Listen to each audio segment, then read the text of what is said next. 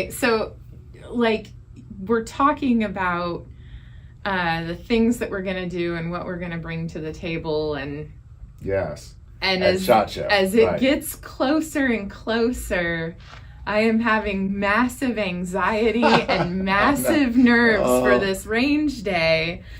And so we'll see how this goes. Well, here's the good news. It's only one day, and it's the first day, so we get to get it over with, the range day. Honestly, and we'll all be together too. You, your husband, me, Laurel, we'll all four be together. And, you know, I am too on that day, to be quite honest, because there's a lot of people there. There's a lot of other people wanting to see the guns. A lot of YouTubers, that kind of thing, are there. Okay. So a lot of people are probably going to come up and say, "Oh, Maggie, you know, hi, I want to stop, take a picture of you." So you'll get that. I doubt that. It'll be you more than me. I guarantee. We'll see. I think it's going to be you this time. Since we're going to Vegas, do we make a bet on this? We could. We could. I wouldn't say it's 50-50 because Laurel and your husband will be there. Somebody might be there to see them, so it's like the green, you know, on the roulette wheel. Yeah. Wait a minute, you're the one behind the camera, behind the scenes. We hear about you, but yeah. So, and you really will. You'll, as the day progresses, you'll kind of, there'll be a point where like, I'll shoot a gun. You'll just pick it up and you'll start shooting, and you'll be fine. So we were looking through some of the press clips that they send out pre-SHOT Show. Good. Okay. And good. So just looking at some of this stuff, have you seen that crazy top break revolver that's hinged at the front end, and it looks like a semi-automatic? It's got a double action trigger. It's a stinking revolver. It looks like a semi-auto. Oh, you would have to ask me, and I didn't write it down. It's a revolver. It's a revolver that looks like it's semi-auto. I mean, it's somebody looked at it and goes, "A bullpup revolver?" I was like, well, yeah, kind of. Like, I can't think of the name of it, but I was like, that's cool. Unusual and weird. Those are my favorite things, because I put out a list of the guns I'm most looking forward to seeing and what I think most people will be anticipating. And a lot of people are like, oh no, these, you know, that they are more focused on the things that they've been doing forever that are getting better, which are great too. But I love the innovation. Like, if I'm going to go to Vegas, I want to see something I've never seen before, what I want to see. So that's what that sounds like. Speaking of innovation, you know, like at the end of the year, you usually do like inventory. You go through what you have at the gun store. Because you got taxes that come up the next year that you got to deal with. So there's business side of that too. But then you start dealing with all the distributors and all the manufacturers that are like, hey, here's what we've got new that's coming out, and we were just trying to place some orders for some things for customers. And we talked to someone at Sig Sauer the other day, and they said that they are, like, the industry, the way it's changing, they're slowly phasing out these metal framed guns in favor of these injection molded polymers and plastics. They are cheaper to manufacture and produce. So they come in at a slightly lower price point. The things that have the more metal on them are more time consuming CNC stuff, but to be able to batch them out like the way these plastic guns come out, you can get through a lot of guns and get your production numbers up higher than these metal frame ones. And we brought this up to a couple customers, and they're like, but the plastic ones are not as much fun to shoot. You know, it's interesting because I, as you say that, in my head, I thought that doesn't seem like a very good business plan. Like, I'm sure it is, because there are a lot of people that love that idea, and it is the wave of the future, so to say. But there is definitely a market for metal frame revolvers, metal frame handguns. Yeah.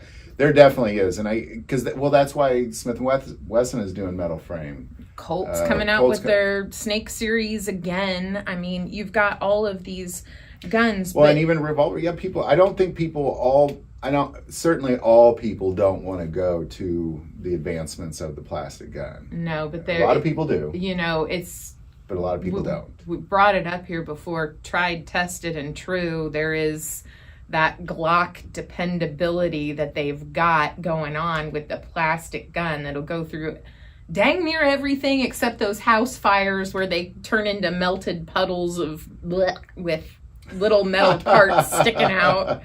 I mean, they are tough, but there's just some people, like my brother, for example, he will never own a polymer framed gun. And he likes high dollar guns. He's a kind of a spoiled gun person. Good. But he won't do that. He's like, I wouldn't buy a polymer handgun. And I don't think he does own one, to be honest. I've looked through his collection. I don't think he has a single one. And there's a lot of people like that out there. We my immediate family, my husband and I, we own 3 polymer handguns. So one of them is that trashy little Glock. What do you got? The 43? Is that what you have? I got the 4080. I have the one that's the 42. The 42, tiny, itty bitty, the smallest Glock on the market currently in production. So that's. So SIG says that's. Like, so in their business sense, that's where they're going. And so are they not going to be doing like the 229 or things like, did they mention They will. That, those just in a much smaller. Yeah, and they'll probably come out similar to Custom Works, so there'll be a lot more hand fit and finish on anything that does have those metal frames. The way it seems is that they were leaning toward a more bespoke firearm. Like, obviously you're going to pay a premium for something that is that metal frame, metal slide, fit and finish and everything. But the polymer ones, they'll be able to crank them out faster, meet the higher demands that they have, and still get everything out in a timely fashion. So well, and I'm amazed at how affordable polymer handguns got really just in the last year. Like in the last year, you're seeing things coming out at like $250, $320. Just like, wow, that's very affordable all of a sudden, and that's just in the last year, I believe. So the research and development phase of manufacturing those polymer firearms, that takes a lot of money, a lot of time, and a lot of effort on the part of the company that's doing it. But once you've got all that done and you have a product that works reliably, it's very inexpensive. It gets cheaper and cheaper the longer you start manufacturing with that process, as we've seen with some of these companies like Taurus that come out with these very affordable, inexpensive polymer frame guns that work. They crank. They do. Yeah, they really do. Say what you want. I do own a Taurus.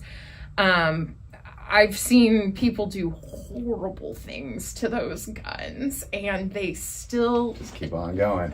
The old Timex commercial takes a licking and keeps on ticking. That's right. So you have stuff like that, and I would like to see it bring the price down on some of these other brands, like, maybe the Springfield Hellcats will eventually drop a little more in price. The P365 series drop a little more in price, but boy, it seems like just polymer frame handguns are all going down. And even if you go to like a gun show or something, it feels like it's almost like you're getting into 2 totally different categories of handguns altogether. Is you have like metal frame handguns, which you're dealing with 1911s and some of your premium guns out there and premium revolvers, and then you got the plastic, the polymer frame revolvers I keep calling them revolvers, but the polymer frame handguns, and there's just a world of those, and my guess is they're selling a ton more of those than the metal ones. They come in at a lower price point. Yeah. They have the brand name and brand recognition that customers are looking for. People buy Glocks because it says Glock. Yeah. They buy Shadow Systems because of the name that's on it. They take into consideration the features and everything, but at the end of the day, the bottom line, whose name are you paying to represent? Sure, like, sure. whose brand are you representing there? Makes sense to me. So you have a lot of interesting things going on there with the polymer versus the metal frame. Have you seen Smith & Wesson's new line of I think it's called the Competitor? It's an all metal frame Smith & Wesson M&P. Now I've seen the M&P 2.0 metal. Yeah. Is that the one you're talking Yes! about? And it's called like the Competitor or something. It is ridiculous looking. I've seen one in person. We had one come through the shop. We got our first one. Gone. Gone. And we've got more people on waiting lists for those. I've never purchased an M&P handgun ever. And I'm glad I waited. Because I'm interested now. I've always been intrigued by them, and I've always been a fan of them, but not enough to actually buy it myself. They're really great. The M&P, the military and police line, they tried to make them as affordable as they can so that they would be picked up contracts throughout the United States and even globally. You've got agencies that'll still pick up the Smith & Wesson M&P series. Sure. But to make that metal frame in a series that has previously only been polymer, I can't wait. I know they're going to have one of those. I guess, again, I find it strange that, because I think it's wise for companies like Smith & Wesson to focus on both, to say, well, clearly there's a market for revolvers. There's a market for metal frame handguns. There's a market for polymer frame handguns. So they're focusing on all that. I feel like it might be foolish choice to say, well, let's just focus on one, on polymer. Although Glock does it, and they do great. So I don't know. What do I know? So there are companies out there that do specialize in one thing only, and they will do it far better than anybody else in their field, or they'll be doing it before anybody else in their field. They'll have the longest run at it. If you ask a lot of people, the best single action 22 caliber revolver currently on the market, so many people are going to answer Heritage Manufacturing. They're little single action 22s. Yeah, they're little tanks. Yeah, that's great. But they only do one thing, and they do it pretty dang well. And I think I paid $180 for mine, and I bought an additional 22 Magnum cylinder for like $38. And they'll run them on sale at Christmas. Buy another gun at a big box store or something, and they'll throw in one of these little Heritage 22. So they're not expensive, obviously, but they work. Yeah. Maggie, gosh, thank you so much. We always appreciate you. And this can be great. We'll be there Monday morning, and we'll be out there, and then nothing to be nervous about. Just take it one step at a time.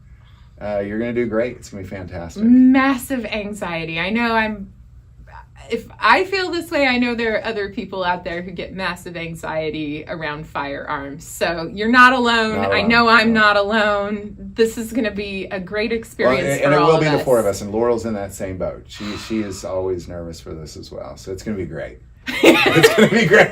But we always end thinking that was fantastic. Every single time we leave thinking, what a great experience that was. My husband's been telling me the same thing. He's like, it's going to be great. It is going to be great. Don't stress. Don't fret. It hasn't happened yet. It's going to be great. Everything's going to be cool. I have had some customers say, just take a couple extra cans of mace with you in case you need to get away from some creepy dealers or people or whatever. And or maybe just take a stick of deodorant with you and then hand it to the people who are a little offensive smelling, and they'll stay back and you'll be fine.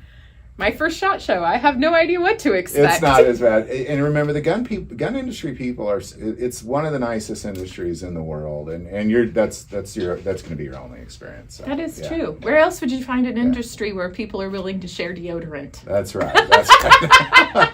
Well, Maggie, gosh, thank you so much. We'll keep talking. Until next time, Mark. Thanks for swinging by. Absolutely. Bye, everybody.